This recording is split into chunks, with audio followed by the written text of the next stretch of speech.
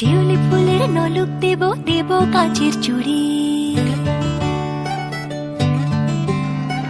শিউলি ফুলেৰ নলুক দেব দেব কাচ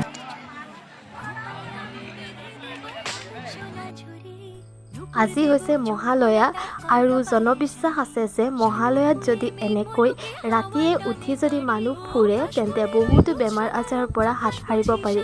গতিকে আমিও এনেকৈ বিশ্বাস কৰি ওলাই আহিছোঁ।